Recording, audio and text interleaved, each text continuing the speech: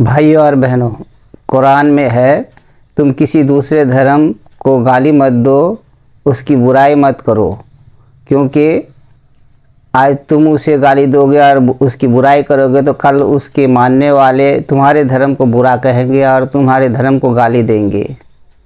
लेकिन 2014 ईस्वी के बाद भगवा जमातों ने इस्लाम और मुसलमानों के ख़िलाफ़ प्रोपेगेंडा की हद कर दी है। उसके साथ एक गोदी मीडिया भी दिन रात मुसलमानों के प्रोपेगेंडा में लगे रहते हैं।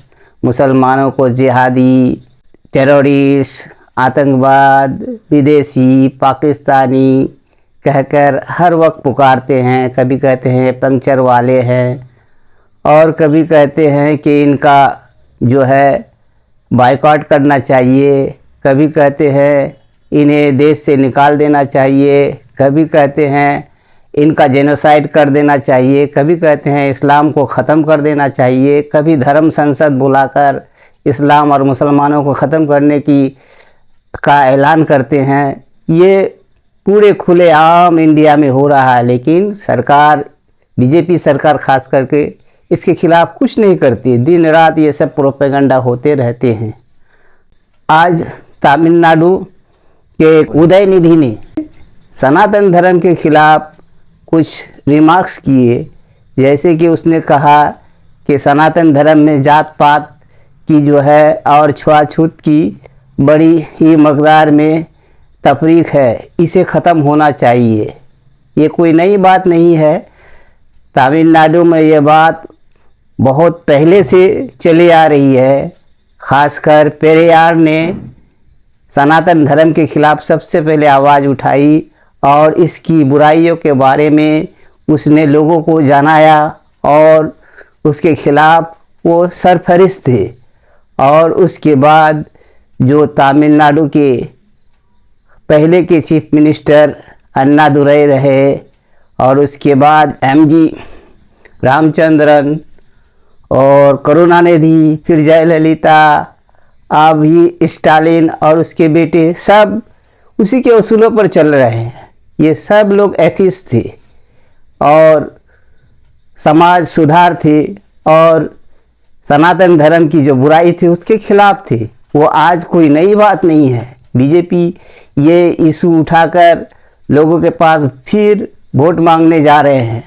काठ के जो है हंडी एक बार चढ़ती है, डबल नहीं चढ़ती, क्योंकि लोगों को पता चल गया है कि बीजेपी की ये हिंदू मुस्लिम वाली और सनातन हिंदुत्व वाली राजनीति बार बार नहीं चलती।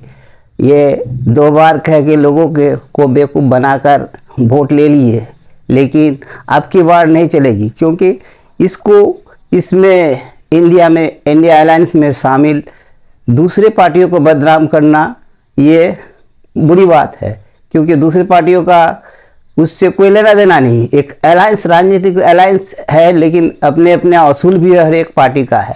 तो तमिलनाडु में ये तो 1967 से चले आ रहा है कि ये लोग एथिस्ट है और किसी धर्म को नहीं मानते और पेरियार के उसूल पर चलते हैं। पेरियार सनातन धर्म के खिलाफ थे और उसी के उसूल पर वहाँ के चीफ मिनिस्टर तमाम चले।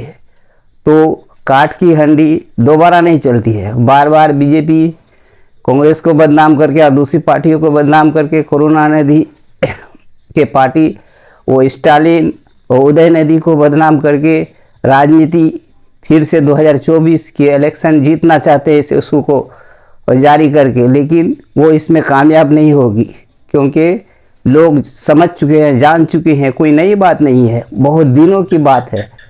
सारे लोग पेरियार के उसूलों पर चल रहे हैं। दलित की कोई इज्जत नहीं, दलित को अनटचेबिलिटी है अभी तक सारे देश में।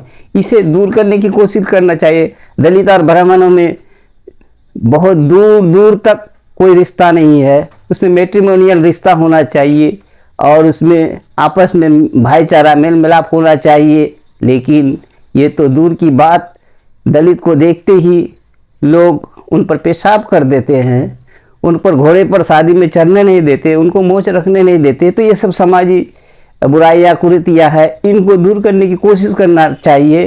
इसी को दूर करने की बात उदयनिधि करते हैं और तमिलनाडु के बाकी नेता किए हैं। तो ये कोई नई बात नहीं है बीजेपी की।